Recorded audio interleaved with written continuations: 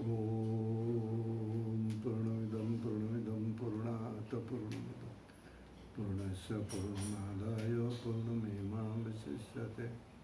नमः शान्ताय दिव्याय सत्यधर्मस्वरूपिणे स्वानन्दामृततृप्ताय श्रीधराय नमो नमः। कृष्णाय वासुदेवाय हरे परमात्मने प्रणतत्क्लेशनाशाय गोविन्दाय नमो नमः। नमो देवै महादेवै शिवाय सततं नमः। नमः प्रकृतिभद्राय नियता प्रणता स्मता सर्वमङ्गलमाङ्गल्ये शिवे सर्वार्थसाधिके शरण्ये त्र्यम्बके गौरी नारायणी नमस्तुते। हरि ओम।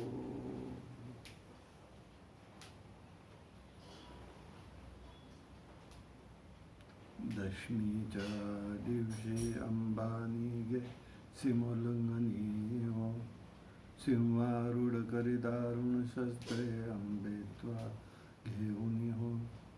शुंभ निशुंभा राक्षसा किती मारिसी रण हो, विप्रा रामदासा आश्चर्य दिदला तो चरणी हो। उदो बोला उदो अंबाबाई माऊलीचा, उदो कारे गर्जती काय महिमावर तिचा हो। उदो बोला उदो अंबाबाई माऊलीचा हो। समर्थ सद्गुरू रामदास स्वामी महाराजांनी भगवतीच्या नवरात्राची आरती केलेली आहे। रोज आपण त्यातील त्या तिथीचा चरण पाहतो। आज आता नवमी आणि दशमी एकत्र येत आहे।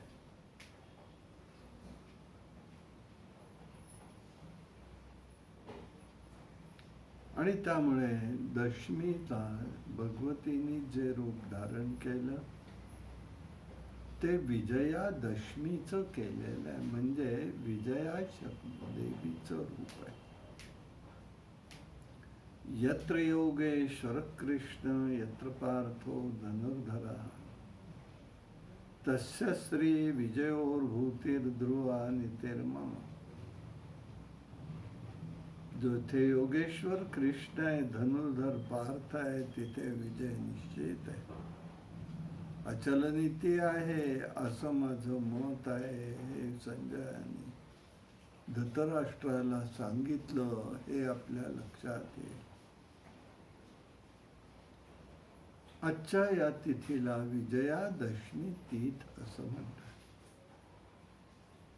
विजया ही एक जगदंबेची शक्ती आहे। ती कशी प्रगट होते, कुठे असते? ज्या बाजूला श्रीकृष्ण आहे म्हणजेच परमात्मा शक्ती आहे, तेथे जीव अचल नीती संपन्न अर्जुन आहे, तिथे विजय हा निश्चित आहे। आजच्या दिवसाचा विजय मुहूर्त जो होता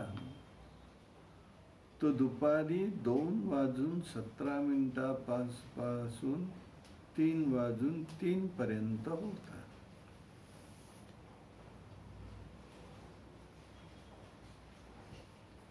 काल असं आपण बघितलं,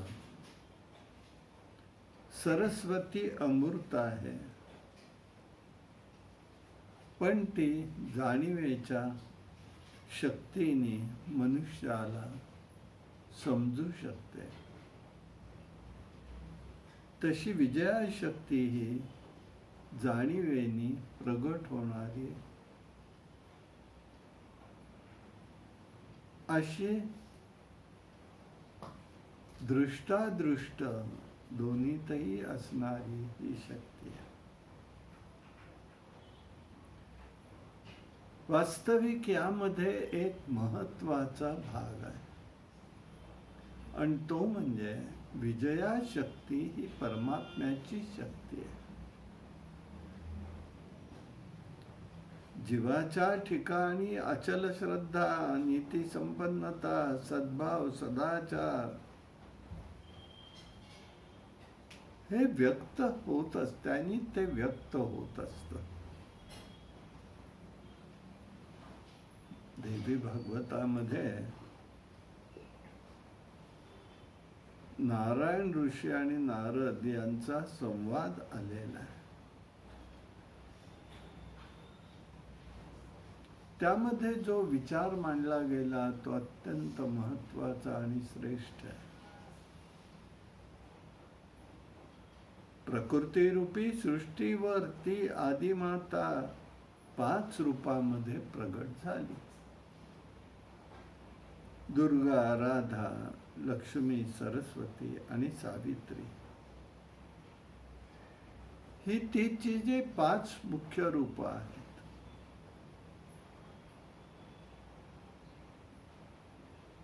प्रथम प्रकृतीचं लक्षण त्यांनी सांगितलं. प्रकृष्टा म्हणजे प्रकृती. या शब्दातील प्र शब्द हा प्रकृष्ठाचा बोध करून देतो, तर कृती शब्द कृष्ट शब्दाचा बोध करून सृष्टीचं ज्ञान देत असतो. प्र शब्द हा सत्वगुण दर्शक आहे, कृ शब्द रजोगुण दर्शक आहे आणि ती शब्द हा तामस गुण दर्शक आहे. या प्रकाराने प्रकृती शब्दातून सत्व, रज आणि तम याचा मेळ घातलेला दिसतो. प्रकृती हे भगवतीचं रूप आहे. माया हे आवरण आणि विक्षेप दोन त्या ठिकाणी गोष्टींनी संपन्न आहे. म्हणूनच तिला प्रकृती असं म्हणतात. प्रकृतीमध्ये प शब्द बोधात्मक आहे, तर कृती शब्द उत्पत्ती दर्शक आहे.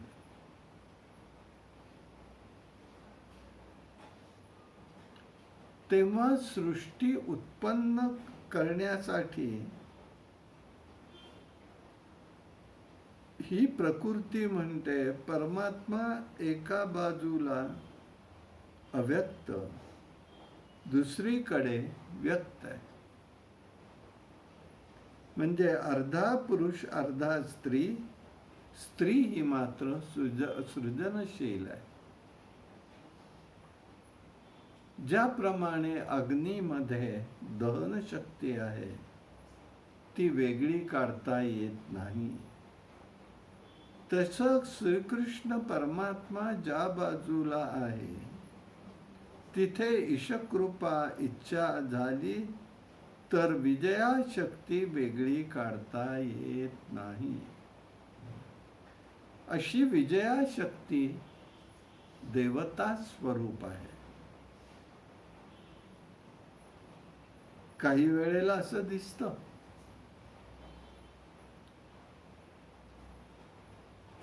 संतोष, समाधान, आनंद, तृप्ती या रूपामध्ये ती खरी बसलेली आहे. तेव्हा नारायण म्हणतात सर्व ब्रह्ममय आहे. जे त्रिकाला बाधित आहे ते नित्य आहे. स्वतःच्या इच्छामय असा जो श्रीकृष्ण आहे,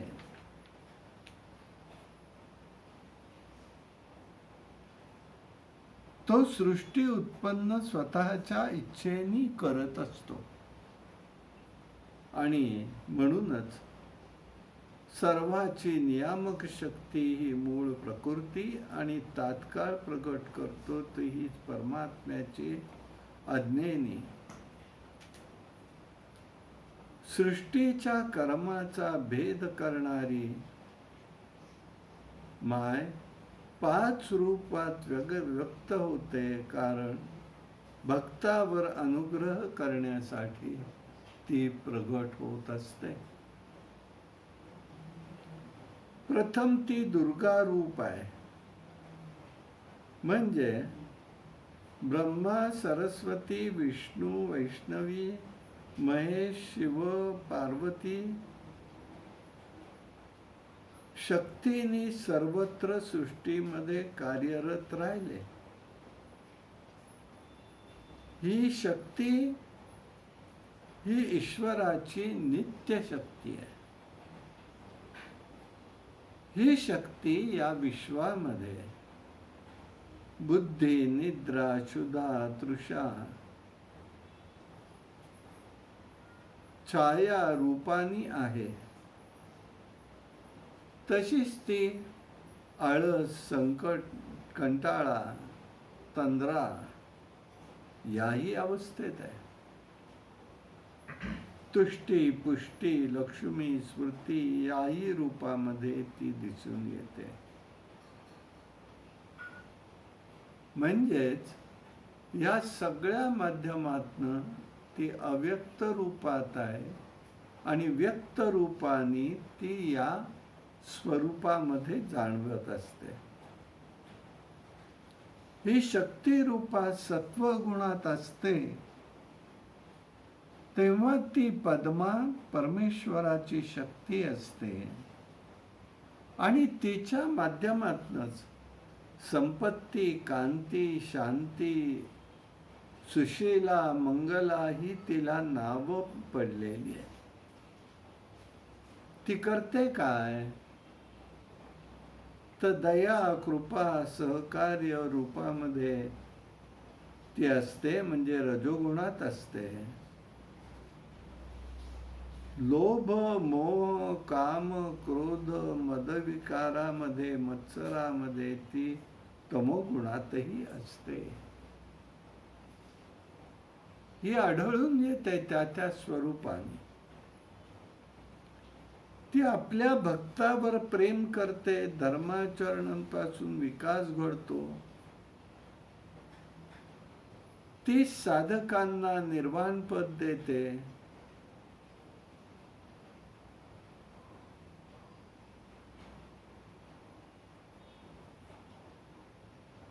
अशा प्रकाराने ही राधा शक्ती ही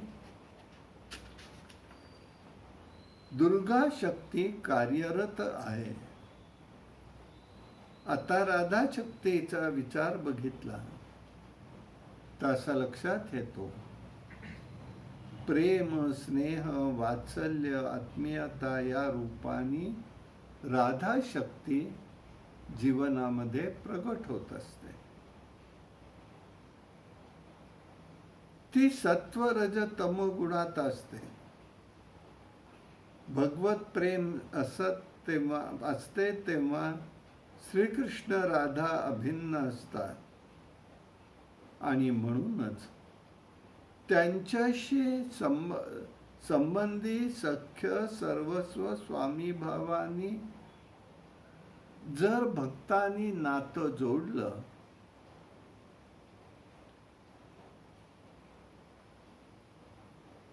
तर त्याला त्याची अनुभूती येते. रजोगुणात प्रेमाचा व्यवहार दिसतो.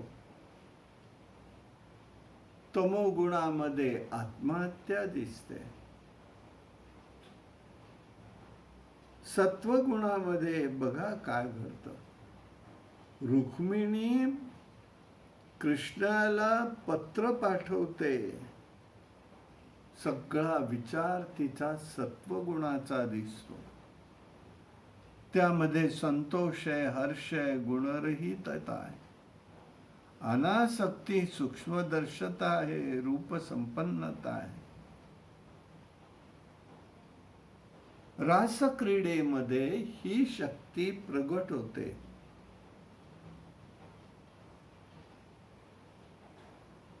श्रीकृष्ण आणि गोपींनी जी महारास केला त्यावेळेला ही शक्ती प्रगट झालेली होती आणि म्हणून तिला एक वेगळं महत्व आहे. तसंच बघा, ज्या वेळेला भगवान कृष्ण जन्माला येणार म्हणाले, गोकुळ आणि वृंदावनामध्ये मी येणार म्हणाल्या बरोबर तिथे सौंदर्याने नटलं गेलेलं होतं, त्या भगवती शक्तीने नटवलेलं होतं. वात्सल्य, प्रेम, हर्ष हे सगळं त्या ठिकाणी अगोदरच प्रगट झालं. भगवंत तिथे आलेले आहे. तिसरी शक्ती लक्ष्मी शक्ती आहे. तिचं वैशिष्ट्य आहे, ती गती मती स्थितीमध्ये ती फिरत असते. स्थावर जंगम संपत्तीची ती अधिष्ठात्री देवता आहे. ती चंचल आहे असा आरोप मनुष्य करतो, पण तशी ते करणं बरोबर नाही. ज्याच्याकडे ती जाते तो मनुष्य चंचल बनतो आणि आरोप मात्र लक्ष्मीवर करतो. तो जीव जर सत्वगुणी असेल तर तिथे ती राहण्याचा विचार करू शकते. अचल श्रद्धेचा असतो तेथे ती स्थिर राहते. म्हणून तर तिला ध्रुवार नीतीर मम असं त्या ठिकाणी म्हटलेलं आहे. अशी ही लक्ष्मी शक्ती कार्यरत आहे. सरस्वती आहे. वाणी, बुद्धी, विद्या, ज्ञानाची अधिष्ठात्री देवता म्हणजे सरस्वती. बुद्धी, कविता, मेधा, प्रतिभा आणि स्फूर्ती त्या ठिकाणी ती देते. ती बोध रूपानी असते. तसंच ती स्वर संगीत रूपातही असते. तिच्या हातात वीणा आहे. वीणा म्हणजे नादब्रह्म आहे. ग्रंथ तिने धारण केलेला आहे, म्हणजे ग्रंथ निर्मितीचं निर्माण करणारी ही सामर्थ्य देते. मंत्र तंत्र मार्गाने हिची ही देवता आहे आणि म्हणूनच हिच्यामुळे वाणी ही सिद्ध होत असते. म्हणून हिची प्रार्थना करावी. या ज्या आहेत पाचवी शक्ती या जीवनामध्ये आवश्यक आहे, तर जीवन समृद्ध राहतं. एकच कुठल्यानी राहील म्हटलं तर त्या ठिकाणी समृद्धता राहीलच असं नाही. एखाद्या समृद्धता राहिली तर त्या ठिकाणी समाधान राहत नाही. सावित्री शक्ती आहे. आता सवितृ ही शक्ती आहे. तिचंच नाव आहे सावित्री शक्ती. याचा अर्थ आहे सवितृ शक्ती म्हणजे चैतन्य शक्ती आहे. नाविन्यता निर्माण करीत असते.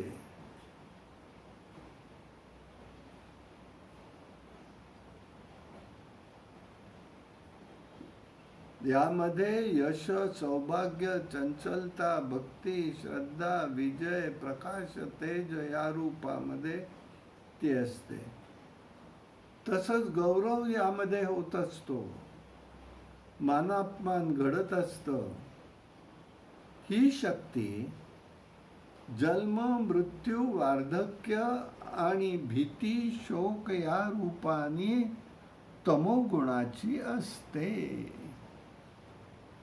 लक्षात ठेवायचं आहे, ह्या गोष्टी होतच असतात. प्रकृतीमध्ये ही शक्ती कशी भरून आहे, तर शक्ती शब्द आहे.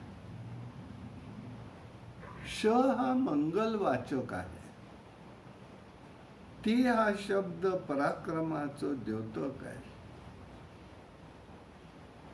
म्हणजे साधकाला ऐश्वर्य आणि पराक्रम देणारी ही शक्ती आहे असं म्हणता येईल.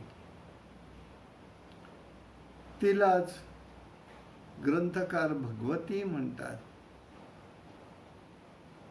कारण ज्ञान, समृद्धी, संपत्ती, यश आणि बल हे शब्द भग असून त्या शक्तीला भगवती असं म्हणतात.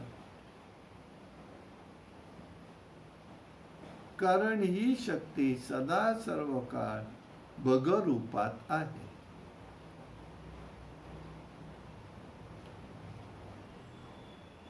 या शक्तीच्या आधाराने महात्म्यांनी, व्यासांनी जे ग्रंथलिखाण केलं, मनन चिंतन केलं, बुद्धीतले दोष नष्ट होऊन गेले.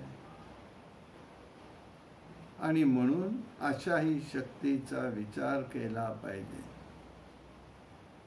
साधकांनी याचं चिंतन घडलं पाहिजे. आणि म्हणून ही भगवती शक्ती 5 प्रकारची प्रत्येकाच्या जीवनामध्ये आहे.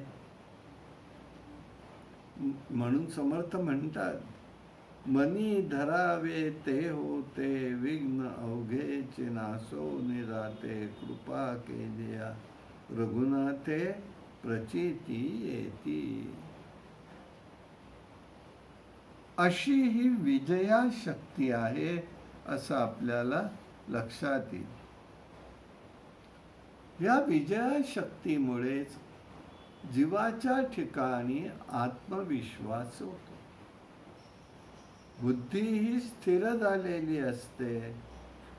त्याचं आचरण करणं आवश्यक आहे. ह्या सगळ्या गोष्टी जरी कळाल्या, समजल्या, झालं, तरी प्रत्यक्ष आचरण केल्याशिवाय पर्याय नाही. भगवंताची कृपा, भगवतीची कृपा ही सदैव सर्वांवर सारखीच आहे, अखंड आहे. घेण्याची क्षमता पाहिजे ना. त्याशिवाय तुम्ही कसं घेणार आणि कसं जीवन विकसित होणार आहे?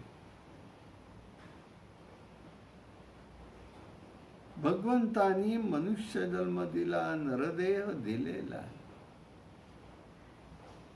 विचार करायचा आहे. अल्प आयुष्य मानवी देह, शत गणिले ते अर्धरात्र काय, मध्ये रोगत्व बालपीडा क्षय, काय भजनाशी उरले ते पाहे गा, राम राम स्मरा आधी, राम राम स्मरा आधी. लाहो करा गाठ गाला मूळ बंदी, लाहो करा गाठ गाल मूळ बंदी, सांगावा उगाची या उपाधी, राम राम स्मरादी, राम राम स्मरादी, राम राम स्मरादी. एखादा वासुदेव येतो आणि सांगून जातो, अल्प आयुष्य मानवी देह. मानवी देह मिळणं हे दुर्लभ आहे. त्यातून ते अल्पायुष्य आहे. आणि राहिलेल्या अर्ध झोपेमध्ये जात, अर्ध राहत आहे. त्याच्यामध्ये सगळं जमवून घ्यायचंय, कार्य करायचंय. म्हणून या भगवती शक्तीचं महत्व त्या निमित्ताने जाणून घ्यायचं हा महत्वाचा धाक आहे. पुढे व्यासांनी देवी भागवतामध्ये तुलसीचं चरित्र सांगितलेलं आहे. व्यास सांगतायत, पूर्वी नारद आणि नारायणांचा संवाद झाला. नारद म्हणाले नारायणांना, तुळशीचं चरित्र सांगा.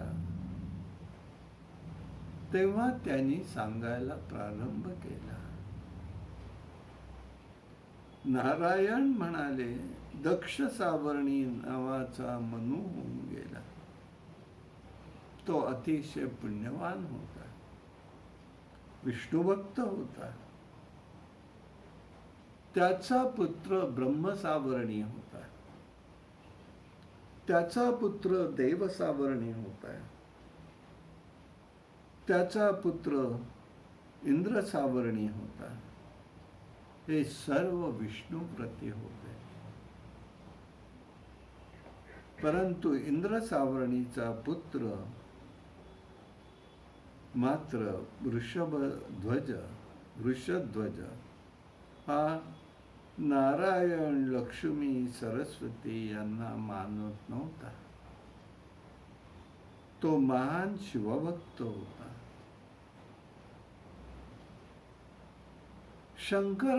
शंकरांचंही त्याच्यावर पुत्रवत प्रेम असं होतं. असा हा राजा एकदा त्यांनी भाद्रपदा महिन्यातील लक्ष्मी पूजनाचा अपमान केलेला आहे. माघ शुद्ध पंचमीला सरस्वती पूजनाचा भंग केला, विष्णूंची निंदा केली. हे सगळं ऐकून सूर्याला राग आलेला आहे. त्यांनी त्याला शाप दिला, तुझी संपत्ती भ्रष्ट होईल. झालं. आता शंकरही रागवले. का तर माझ्या भक्ताला शाप दिला म्हणून. ते त्रिशूळ घेऊन त्याच्या अंगावर धावले. सूर्यदेव घाबरला आणि तो ब्रह्मदेवांना शरण गेलेला आहे.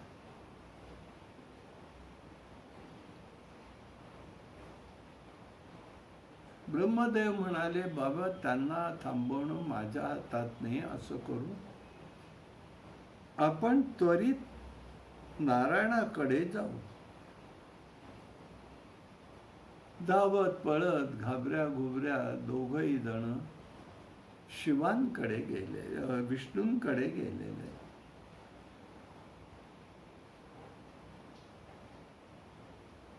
अरे असे घाबरे घुबरे का आलायत तुम्ही इतक्या धावपळीत?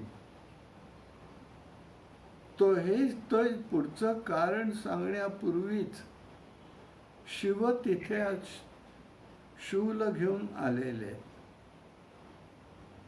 दोघांनीही विष्णूंना वंदन केलेलं आहे. विष्णू सिंहासनावर बसले होते. शंकर म्हणाले, अहो वृषध्वज हा माझा शिष्य आहे. त्याला सूर्याने शाप दिलेला आहे, म्हणून मला राग आला. पण हा सूर्य आणि ब्रह्मदेव तुमच्याकडे शरण आलेले. विष्णू म्हणाले, अहो ठीक आहे, तुम्ही दोघं येईपर्यंत बराच काळ निघून गेलेला आहे. या कालगतीमध्ये वृषध्वज मृत्यू पावला, त्याचा पुत्र रथध्वज तोही गेला. त्याचे 2 पुत्र धर्मध्वज व कुशध्वज आज आहे. महान आहे, तुदार आहे, पण ते सूर्याच्या शापामुळे निस्तेज झालेले. शाप हा व्यक्तीपुरता मर्यादित राहत नसतो, तो कुळाला कारणीभूत होतो. ययातीला शाप झाला, पण कृष्ण जन्मापर्यंत सगळ्यांनी त्याला टोकरलेलं आहे. शापिष्ट ग्रहामध्ये तुझा जन्म झाला, आणि अशा शापाच्या घटना अनेक कुळांमध्ये घडत असतात. त्याचा काही वेळेला शोधही लागत नाही. सगळं पाहून, सगळ्या रीतीने वागून सुद्धा जीवनामध्ये सदैव अपयश येतो. यासाठी भगवंताची का जीवानी सोडू नये. ते वैष्णव म्हणून असून लक्ष्मीसाठी तप करतायत. आता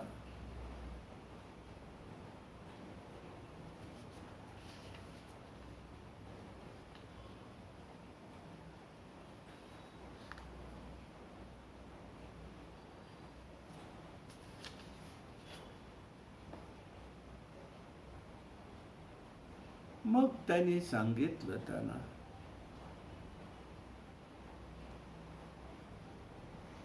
की लक्ष्मी त्यांच्यावरती प्रसन्न होईल. पण लक्ष्मीच्या आराधनेने पुढे ते पृथ्वीपती झाले. कुशध्वजाची पत्नी ही मालावती होती. ती कमलेचा अंश होती.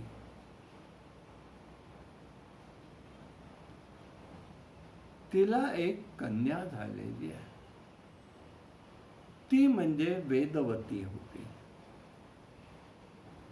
या जन्मातच वेदाचा स्पष्ट उच्चार करू लागली होती. लहान असतापासून तिचं स्वरूप प्रगट होत होते. ती नारायणाची उपासक होती.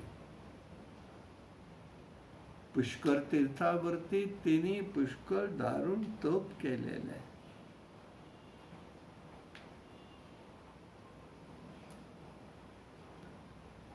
त्यावेळेला आकाशवाणी झाली, बाई ग, तू या जन्मात उत्तम प्रकारचं तप केलेलेस खरं,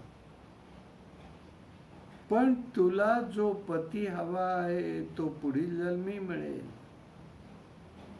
हे ऐकल्यावरती ती गंधमादन पर्वतावर गेलेली आहे. तिथे जाऊन उग्र तप केलं.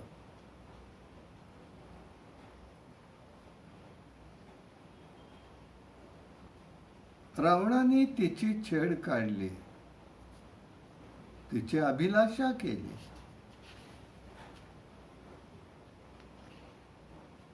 तेव्हा तिला राग आलेला आहे. तिने रावणाला शाप दिलेला आहे, तुझ्यासह तुझ्या कुळाचा नाश होईल. रावणाने तिला स्पर्श केल्यामुळे ती योग सामर्थ्याने संपन्न होती. तिने आपला देह सत्वर अग्नी स्वाधीन केला योग बलाने. काही ठिकाणी संतात शरीर गंगेमध्ये सोडून दिलं. रावण स्वस्थानी निघून गेला. हीच वेदवती पुढे जनक कन्या म्हणून उदयाला आली.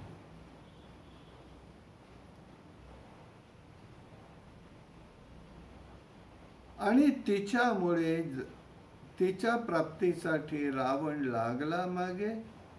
पूर्वजन्मीच्या तपामुळे तिला हरीचा अवताराचाच राम हा पती मिळाला.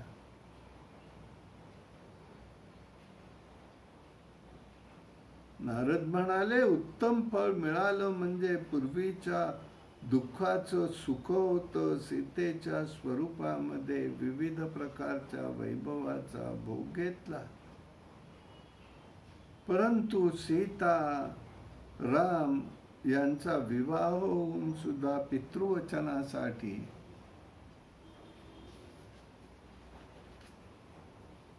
त्यांना मनामध्ये 14 वर्ष राहावं लागलं. 13 वर्ष गेली. 14व्या वर्षी अग्निनारायणाच्या स्वाधीन तिला राहावं लागलंय.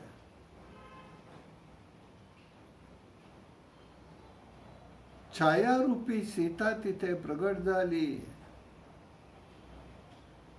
वनामध्ये त्या स्त्रीचं रावणाने हरण केलं. हे सगळं गुपित ठेवलेलं होतं अग्निनारायणाने आणि रामाने. राम रावण युद्ध झालेलं आहे. रावण व त्या युद्धामध्ये रावणाचा वध झाला.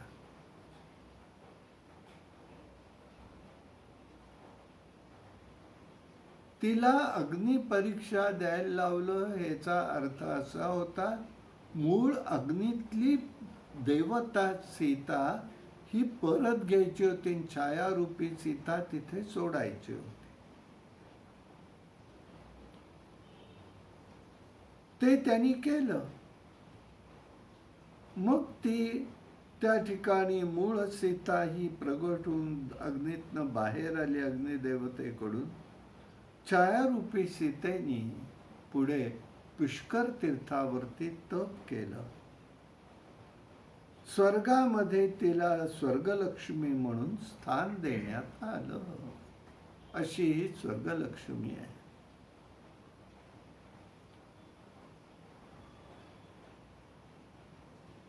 तेथेही तिने तप केलं.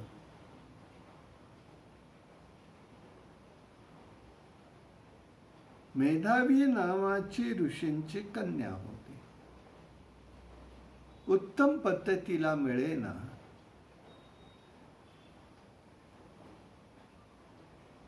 म्हणून तिने अनेक वर्ष तप आराधना केली. वडील तिचे गेले. दुर्वासांना हे कळलं. दुर्वास आले. दुर्वासांनी सगळं तिला सांगितलं, बाई अधिक मासाचं व्रत कर. तिची भक्ती शिवावरती होती. तिने शिवभक्ती केली.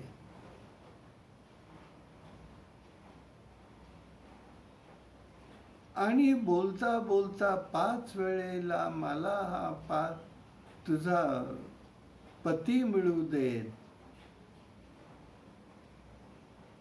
मला पती चांगला मिळू दे, तसं 5 वेळा शिवाला म्हणाली. त्याच्यामुळे 5 वर तिला शिवा तथास्तु म्हणाले होते. पुढे तिला ही स्वर्गलक्ष्मीने स्वीकारलं. तिथेही तप तिने केलं. आणि द्रुपदाच्या यज्ञामध्ये जी कन्या प्रगट झाली ती द्रौपदी होती. म्हणून तिला 5 वेळा 5 जणांचं पती व्हावं लागलं.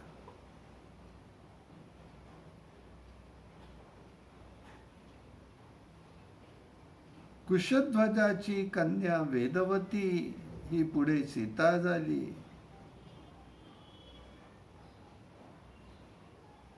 पुढे ही द्रौपदी, तिनेही तप केलं, शंकरांची आराधना केली. अशा प्रकारची तिला पांडवांची पत्नी व्हावं लागलं.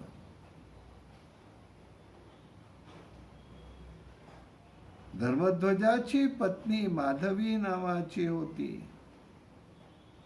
कार्तिकी पौर्णिमेला तिला शुक्रवारी सुंदर कन्येचा जन्म झाला. ती पद्मिनी होती, सुरेख होती. ती तुलसी म्हणून प्रसिद्ध पावली. तिने बद्रिकाश्रमामध्ये तप केलं. ब्रह्मदेव तिला प्रसन्न झालेले.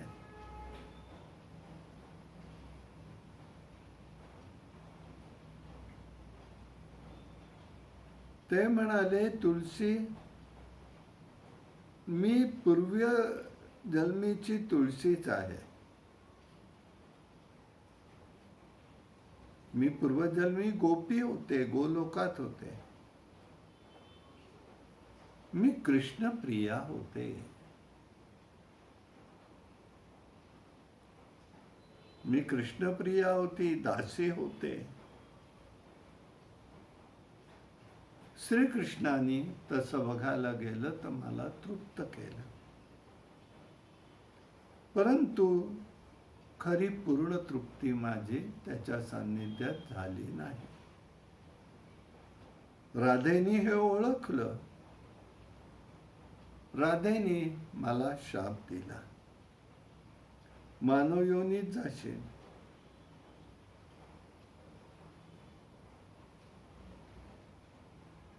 आणि ज्या वेळेला कृष्णाने भारतवर्षामध्ये जन्म घेतला,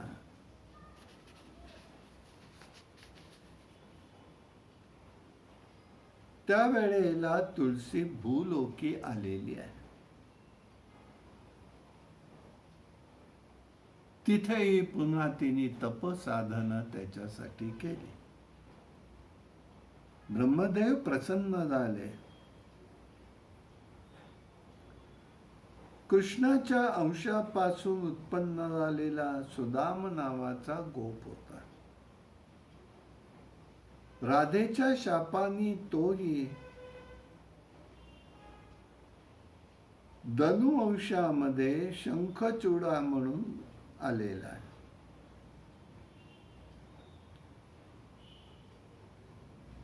त्यावेळेला तू त्याची अपेक्षा करत होतीस, तो करत होता, ती होऊ शकली नाही. सुदामी भारतवर्षामध्ये आला, त्याला पूर्वजन्मीचं स्मरण झालेलं आहे. ब्रह्मदेवानी षोडशाक्षरी राधेचा मंत्र दिला, तुलसीला दिला. तिची साधना सुरू झाली. शंखचूडाला कृष्णमंत्राची साधना सांगितली आणि त्यांनी पुष्कर तीर्थावरती तिथे केलं, साधना केली. कालांतराने दोघांचीही भेट झाली. ब्रह्मदेवांनी दोघांनाही विवाहबद्ध व्हायला सांगितलं. दोघांनी गांधर्व पद्धतीने विवाह केला.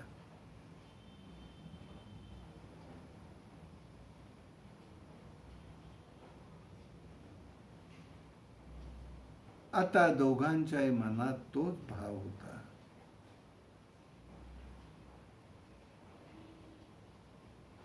शेवटी धनुवंशातलाच असल्यामुळे देवदानवांच्या युद्धामध्ये देवांना त्यांनी पराभूत केलं.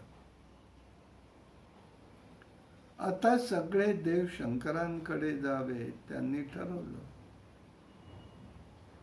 कर्म, भोग, शुभ, हर्ष, सुख, दुःख, भय, शोक, मंगल वगैरे सगळं हे जे कालाने अगोदर योजून ठेवलेलं आहे. म्हणून कालामुळे बीजापासून वृक्ष होतात, फुलं फळं येतात. तसं या ठिकाणी हे सुंदरी काळामुळे ब्रह्मदेव जग निर्माण करतो. काळामुळे उत्पत्ती स्थिती लय घडतं. तेव्हा शंकरांना शरण जावं. मग शंकरांकडे जातात. भद्रकाली स्कंद यांचा शंखचूडा बरोबर संग्राम होतोय.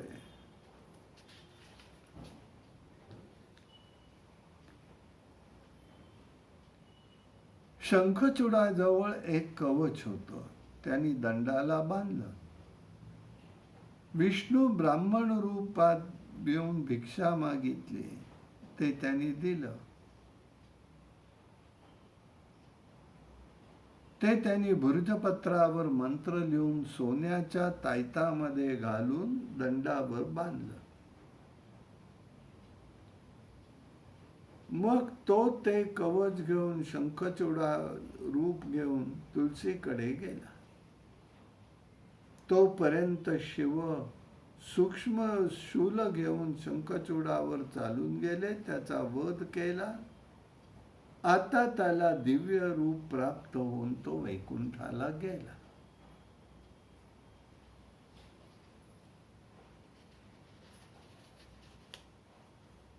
मग शंखचूडाचं रूप घेऊन विष्णू हे तुलसीकडे आलेले.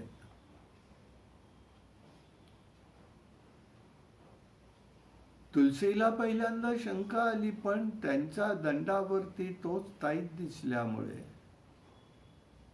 तिने जेव्हा त्याच्याबरोबर कामक्रीडा केली, त्यावेळेला तिला कळलं हा वेगळाच कोणीतरी आहे, हा आपला पती नाही. म्हणून तिने शाप दिला, जो कोणी आलाशील तो पाषाण होईल. म्हणून विष्णू पाषाण रूपी झाले. त्यालाच पुढे शालिग्राम असं म्हटलं गेलं.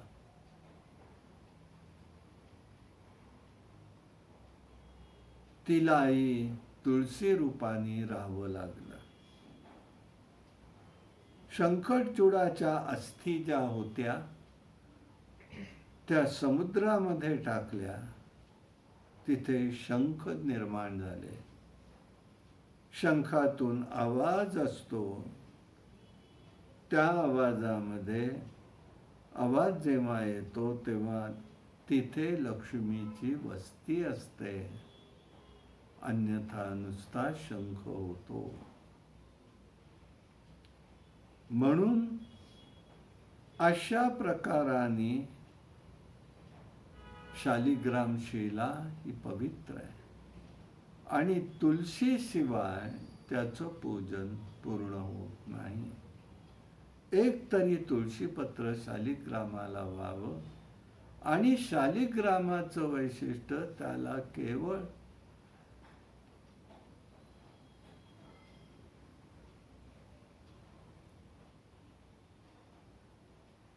पुरुषांनी त्याला स्पर्श करायचा आहे, असं त्याच्या पाठीमागे काही तंत्रशास्त्र आहे.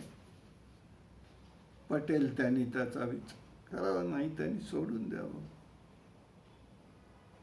आणि म्हणून अशा प्रकाराने हे तुलसीचं चरित्र देवी भागवतामध्ये अतिशय विस्तारपूर्वक आलेलं आहे, असं आपल्याला लक्षात येईल.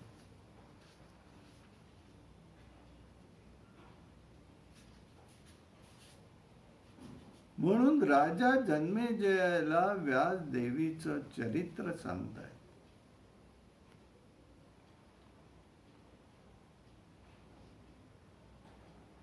ब्रह्मांडाची उत्पत्ती ही सांगून झाली.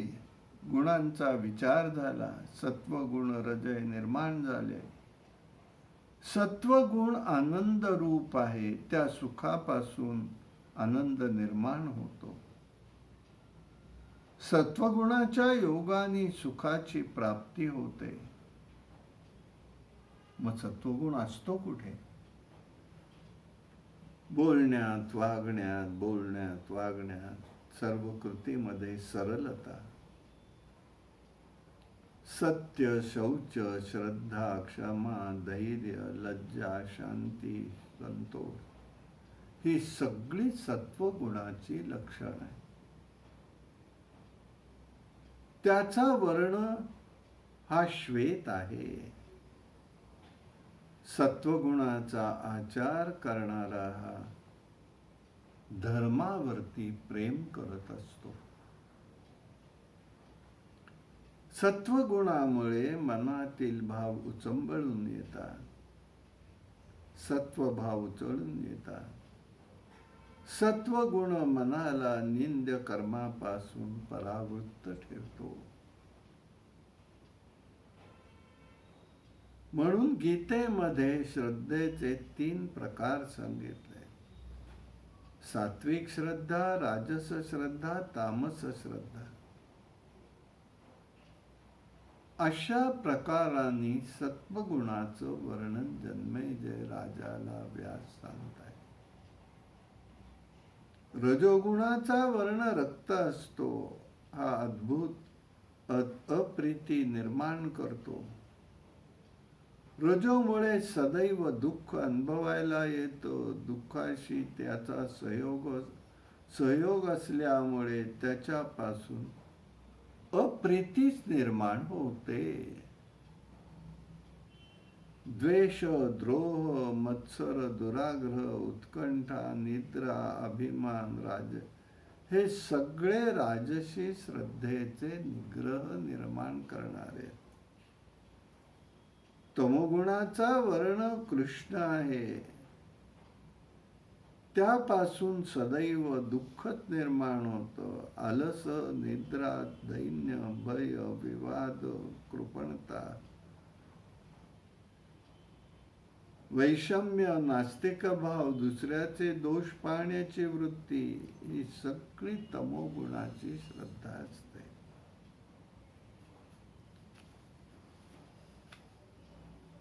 म्हणून मनुष्याने सदैव सत्वगुणाचा अंगीकार करावा.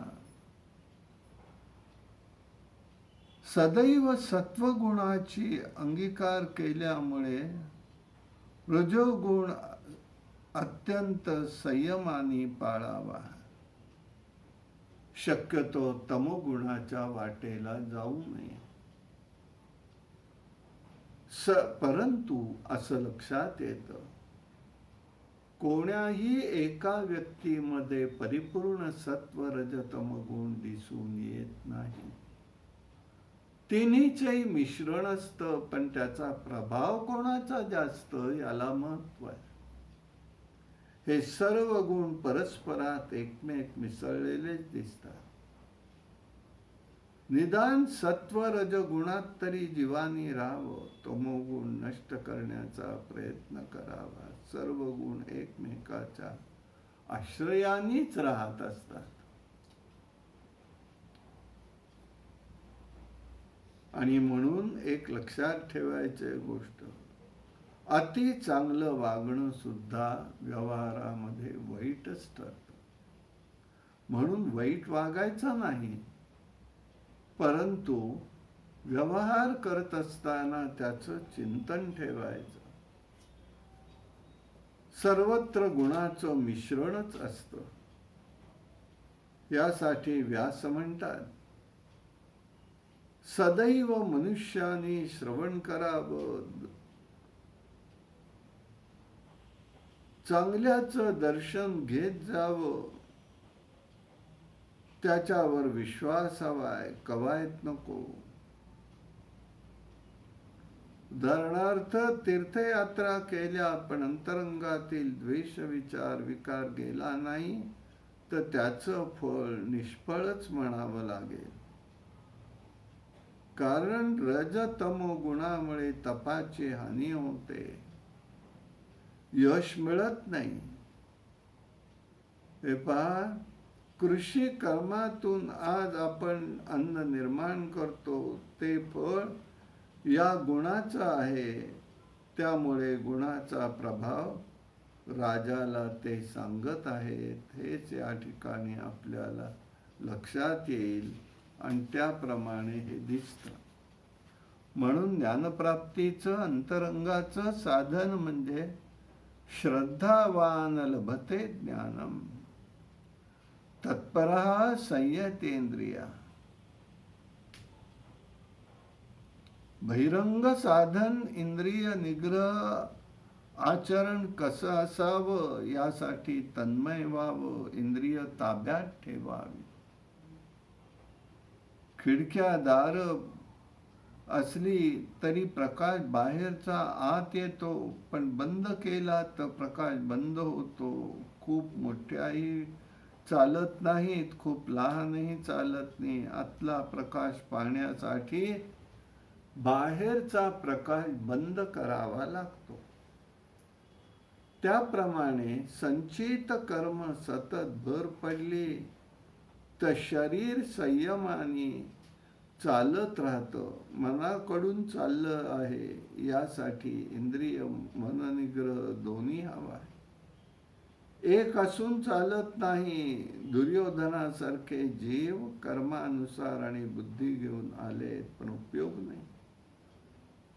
कृष्णाला सुद्धा कैद करायला निघाले होते, पण द्रोण भीष्मांनी विरोध केला, समजवले हा कृष्ण वेगळा आहे, हे लक्षात ठेवायचंय. याप्रमाणे हे सगळं घडत असतं. म्हणून ईश्वरी शक्तीचं भक्तीचं परिवर्तन झालं पाहिजे. ती जीवनात दिशा आणि गती आहे. आपण प्रेम करतो म्हणून ज्यांनी प्रेम करावं हा स्वार्थ आहे. प्रेम न करणाऱ्यावरही प्रेम करायचंय, ते विशुद्ध प्रेम आहे. ते भगवती भगवंत साक्षात प्रेमशक्ती भक्तीची मूर्ती आहे. त्या ठिकाणी आपल्याला प्रेम करायचंय आणि या भगवंताला शरण जायचंय. भगवंतावरती आपण त्या ठिकाणी शरण जाऊन त्याच्या कृपाछत्राखाली आपलं जीवन सुख समृद्धीमय करायचंय. अशा प्रकाराने आपण या ठिकाणी 9 दिवसाचं भगवतीचं सगळं चरित्रच्या माध्यमातून त्याचा उपदेश सगळा समजून घेतलेला आहे. आपल्या सर्वावर या भगवतीची कृपा व्हावी अशा प्रकारची प्रार्थना करून देवी भगवतीला मी वंदन करतो. हरि ओम तत्सत. कायेन वाचा मनसेंद्रिय वा बुद्ध्यात्मना मां प्रकृते करो यद्यं सकलं परस्मै नारायणाय ते समर्पयामि. हरि ओम तत्सत.